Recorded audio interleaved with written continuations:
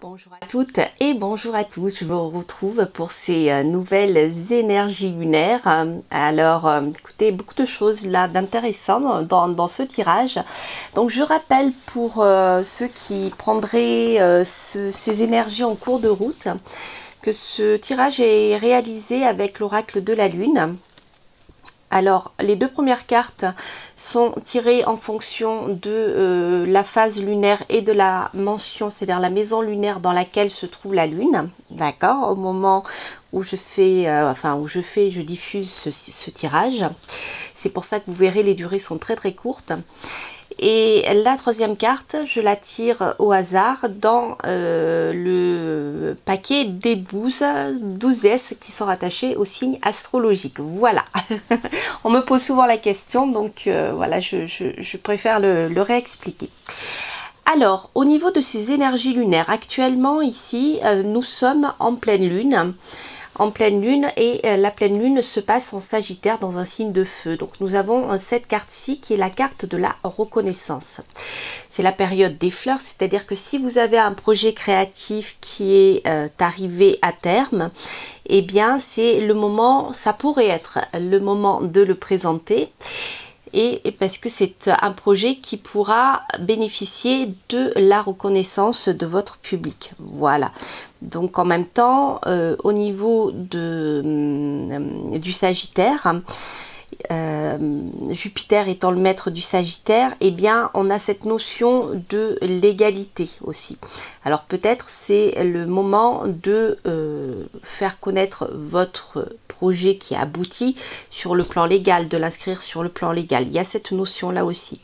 S'il s'agit d'un projet en lien avec la spiritualité ou avec vos croyances profondes, eh bien c'est peut-être le bon moment aussi de le faire connaître, si bien sûr il aboutit, parce qu'il faut que ici le projet soit abouti.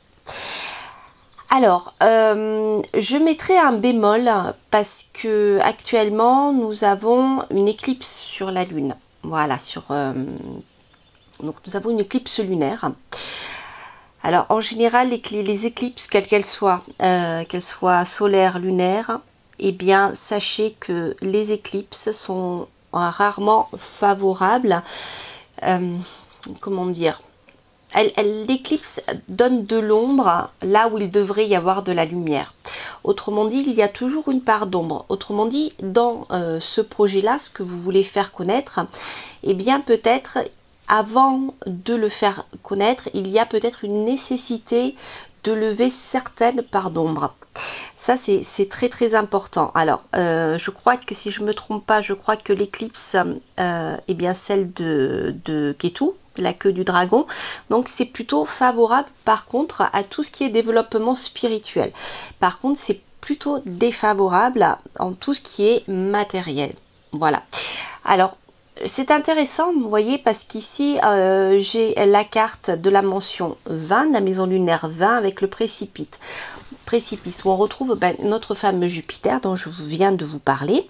D'accord, qui est très bénéfique en soi, hein, Jupiter, puisque c'est la réussite. Jupiter va augmenter tout ce qu'il touche, il va augmenter les richesses, il va augmenter beaucoup de choses, donc c'est la plus bénéfique des planètes. Mais nous avons ici le petit Mars, et là le mot est quand même précipice, donc il y a quand même des embûches. C'est pour ça que je vous dirais faire connaître votre projet ou l'inscrire légalement, oui, mais en ayant pris le soin d'abord de bien vérifier certaines petites données sur le plan juridique. Moi, je vois vraiment le domaine juridique de la chose. Alors, les anciens, justement, ce qui concerne cette demeure lunaire, disaient que c'était une période, une maison propice pour dompter les animaux sauvages. Vous voyez l'impétuosité, voilà.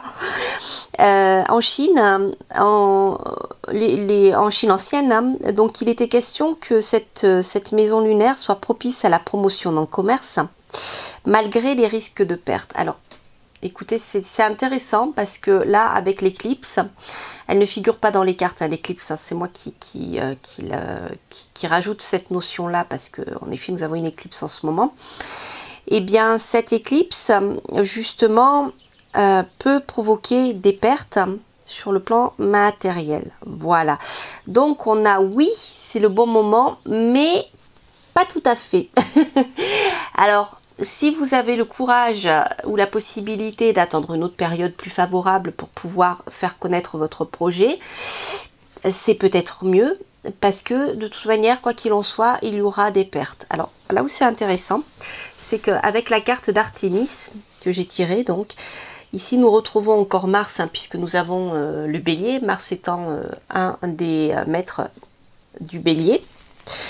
Eh bien, Artémis ici va conseiller d'aller doucement, éviter l'impétuosité. Il vaut mieux approcher le projet et sa mise en lumière, je dirais juridique, de manière sereine, de trouver des solutions créatives aussi, par exemple, plutôt que d'y aller sur un coup de tête, vous voyez. Alors c'est intéressant parce qu'ici je vous parlais de dompter les animaux sauvages et vous voyez Artémis en effet a dompté, et même j'ai l'impression qu'elle a attrapé le cerf par le cou, et le tigre aussi, ou le lion ou la lionne, parce que ils tirent la langue. Voilà, ils sont bien domptés les animaux sauvages, c'est rigolo. Voilà, et bien écoutez, j'espère que cette petite guidance lunaire pourra vous aider durant cette période. Si bien sûr cela vous plaît, n'hésitez pas à liker, à laisser un petit commentaire, je vous répondrai avec grand plaisir, et à vous abonner bien sûr si vous passez par là. D'ici là, je vous souhaite de passer une bonne période, de plein de belles choses bien sûr, hein. Je vous souhaite tout le meilleur et je vous dis à très bientôt pour une prochaine guidance lunaire. Bye bye.